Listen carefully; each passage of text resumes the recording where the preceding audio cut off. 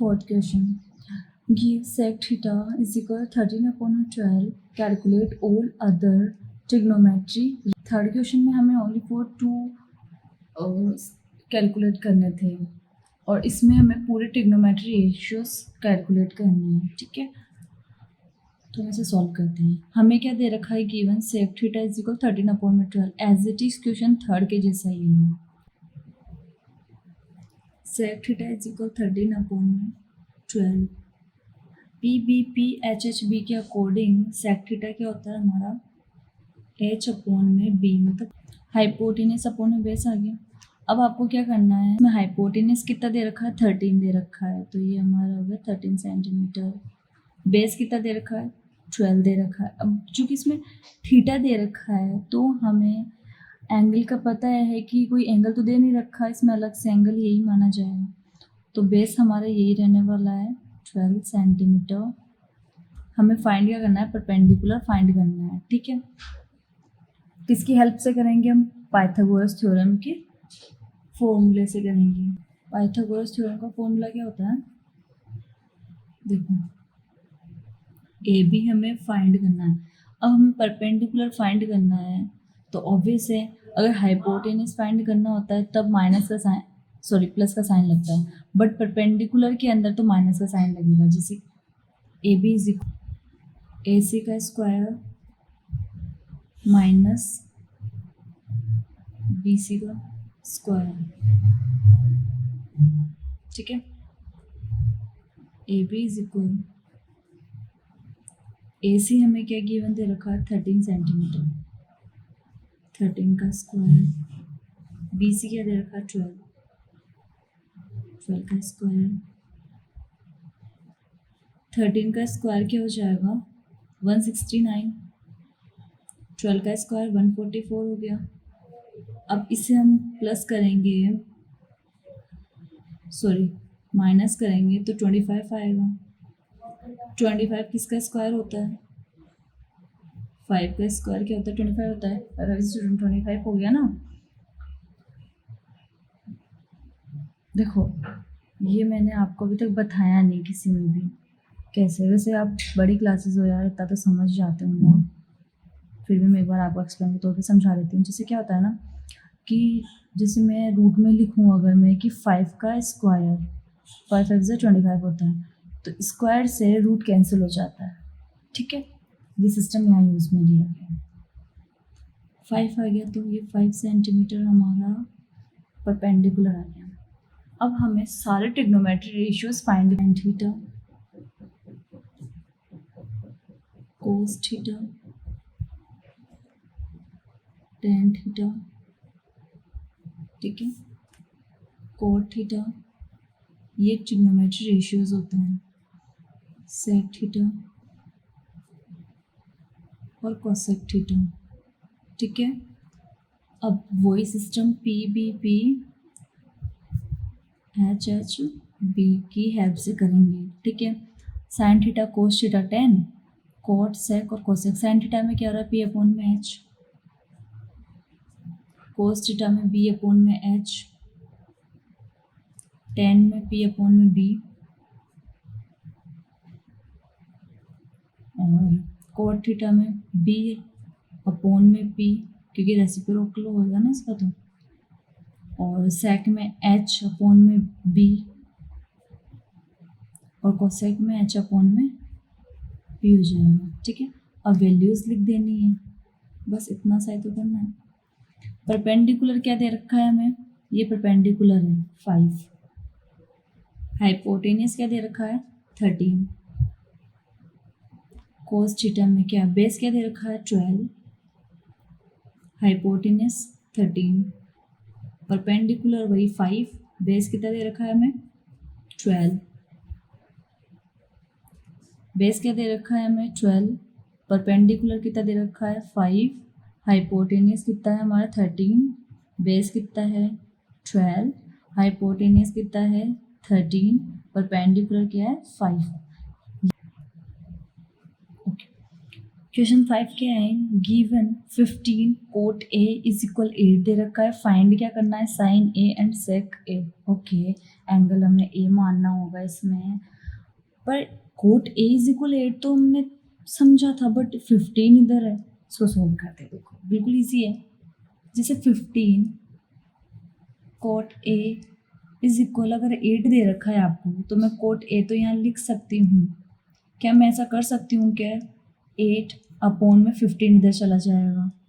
कर सकते हैं ना, पढ़ा होगा, अब तो आप 10th क्लास में आ चुके हो कि जैसे 2x होता है तो x इज इक्वल, जैसे 2x इज इक्वल 4 है तो x इज इक्वल 2 अपॉन में 4 चला जाता है, वैसे ही है। ओके, अब तो आपको समझ में आ गया होगा कि cot A is equal 8 upon में 15 है। हमें क्या करना है कि P B P H H B के अकॉर्डिंग यहाँ लिखना है। तो कोट में क्या आता है, हमारे कोट के अंदर आता है बी अपॉन में पी। आप लिख के देख लेना P B P H H B के अकॉर्डिंग, ठीक है।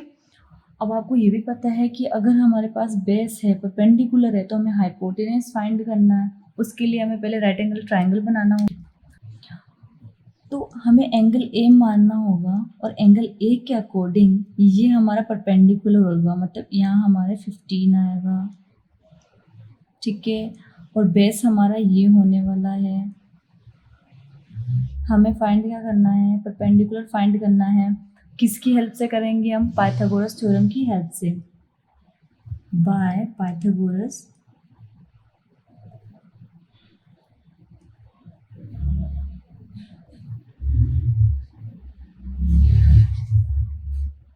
थ्योरम, ठीक है।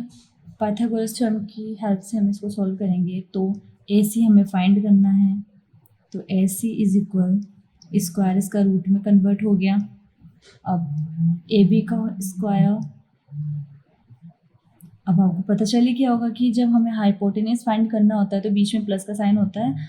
अनदर अगर हमें बेस या परपेंडिकुलर फाइंड करना होता है बीच में माइनस का साइन होता है, ठीक है। तो ए बी का स्क्वायर और बी सी का स्क्वायर,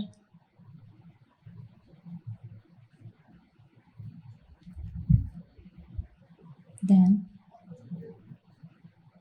ए बी हमें क्या दे रखा है 8 का स्क्वायर, बी सी क्या दे रखा है 15 का स्क्वायर। ओके, ऐसे फाइंड करना है। अब 8 को 8 टाइम्स, सॉरी 8 इंटू 8 करेंगे तो कितना आएगा 64, 15 into 15 225, then S is equal, अगर हम इन्हें प्लस करेंगे तो हमारे आ जाएगा 289, ठीक है। अब 289 कौन सी ऐसी डिजिट है जिसका स्क्वायर करने पे 289 होता है? 289।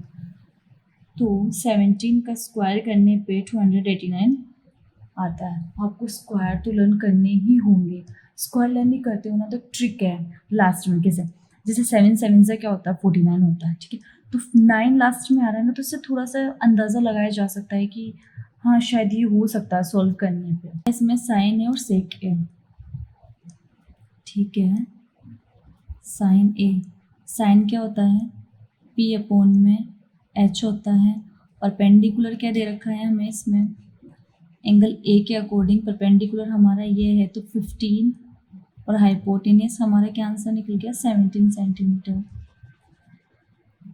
17। और सेक ए, सेक क्या होता है एच अपॉन में बी, हाइपोटेनस कितना दे रखा है 17, बेस कितना दे रखा है 8। ये हमारा आंसर कंप्लीट हो चुका है। 6, if angle A and angle B are acute angle, question क्या बोल रहा है कि अगर एंगल ए और एंगल बी को कौन सा एंगल हो, एक्यूट एंगल हो, तो such that cos A is equal cos B, तो कोस ए किसके इक्वल आना चाहिए, कोस बी के इक्वल आना चाहिए, ठीक है। देन शो दैट, और हमें शो क्या करना है कि जो एंगल ए है वो किसके इक्वल आना चाहिए, एंगल बी के इक्वल आना चाहिए, ठीक है। तो देखो सॉल्व करते हैं, आपका डाउट क्लियर हो जाएगा। वो एंगल बी के इक्वल आना चाहिए, ओके। तो एंगल ए, फर्स्टली हम क्या सॉल्व करेंगे कोस ए, ठीक है। Cos A perpendicular P B P H H B के अकॉर्डिंग हम इसको कैसे करेंगे, तो बी अपॉन में एच आ गया हमारे इसका कोस एक कोस का कोस थीटा का। सो बेस हमें क्या दे रखा है, अब एंगल ए के हिसाब से बेस हमारा क्या होगा, ये, ठीक है।